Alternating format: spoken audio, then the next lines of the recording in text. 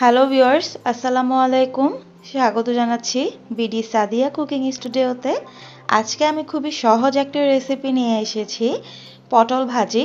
আপনারা হয়তো এই ভাজিটা সবাই করতে জানেন, তবে আমি কিভাবে এই ভাজিটা তৈরি করি সেই রেসিপিটাই আজকে আপনাদের সাথে শেয়ার করেছি। খুব কম সময়েই কিন্তু এই ভাজিটা করা যায়, আর এটা খেতেও কিন্তু ভীষণ ভালো লাগে। আশা করছি আমার আজকের রেসিপিটা ভালো লাগবে। ভালো লাগলে প্লিজ সবাই আমার চ্যানেলটি সাবস্ক্রাইব করুন এবং পাশে থাকা বেল আইকনটি বাজিয়ে দিন। তাহলে চলুন দেখে নিচ্ছি।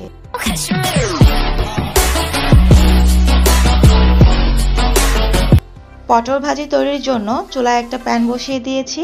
দিয়ে দিচ্ছি 2 টেবিল চামচ পরিমাণ রান্নার তেল। তেলটা হালকা গরম হওয়ার পর দিচ্ছি হাফ কাপ পরিমাণ পেঁয়াজ কুচি। পেঁয়াজটাকে এবার মিডিয়াম আঁচে তেলের সাথে ভেজে নিচ্ছি। খুব ভালো করে ভেজে নেব, তবে লক্ষ্য রাখতে হবে যেন পেঁয়াজটা ভেজে বাদামি কালার না চলে আসে।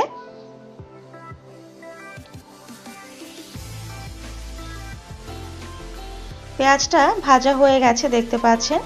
এবার আমি এখানে দিয়ে দিচ্ছি 2 টেবিল চামচের মতো পানি, কারণ এখন আমি এখানে গুঁড়া মশলা দেব।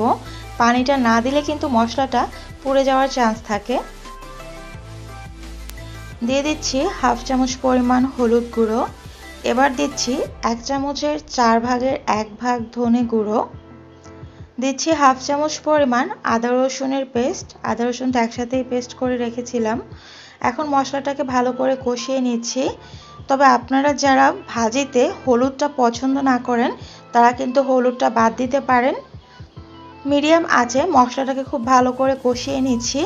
যে কোনো ভাজি অথবা তরকারির মশলাটাকে ভালো করে কষিয়ে নিলে কিন্তু সেই তরকারি বা ভাজিটা খেতে খুব ভালো লাগে, খুব সুন্দর একটা গ্রান আসে এবং খুব ভালো একটা টেস্ট আসে।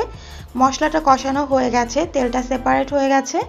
এখন আমি এখানে দিয়ে দিচ্ছি আগে থেকে কেটে ধুয়ে পরিষ্কার করে রাখা পটল।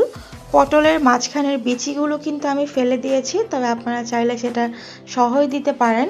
এবার দিয়ে দিয়েছি 4-5টা কাঁচা মরিচ মাঝখান থেকে চিড়ে, কারণ এখানে আমি কোনো গুঁড়া মরিচ ব্যবহার করিনি, তাই ঝালের জন্য এই কাঁচা মরিচটা মাঝখান থেকে চিড়ে দিয়েছি। তবে আপনারা যারা ঝালটা পছন্দ করেন না তারা মরিচটা আস্ত দিতে পারেন, সেক্ষেত্রে ফ্লেভার বের হবে কিন্তু কোনো ঝাল বের হবে না। মশলার সাথে পটলটাকে ভালো করে মিশিয়ে এবার দিয়ে দিচ্ছি পরিমাণ মতো লবণ।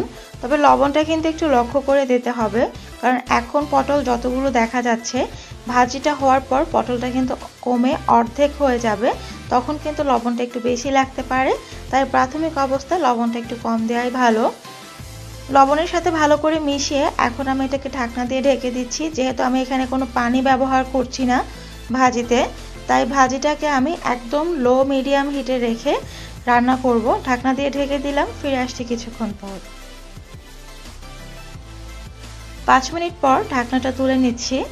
দেখতে পাচ্ছেন ভাজি কিন্তু প্রায় অর্ধেকের মতো সেদ্ধ হয়ে এসেছে।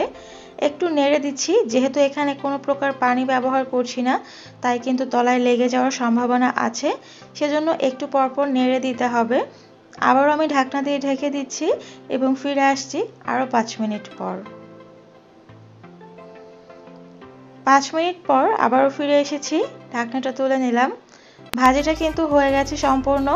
আপনারা যারা ধনেপাতা পছন্দ করেন এই পর্যায়ে ধনেপাতা কুচি দিতে পারেন, আবার যারা ভাজা জিরার গুঁড়া ভাজিতে পছন্দ করেন তারাও কিন্তু এখানে হাফ চামচের চেয়ে একটু কম জিরার গুঁড়া দিয়ে নিতে পারেন, এতে করে কিন্তু খেতে অনেক বেশি ভালো লাগবে।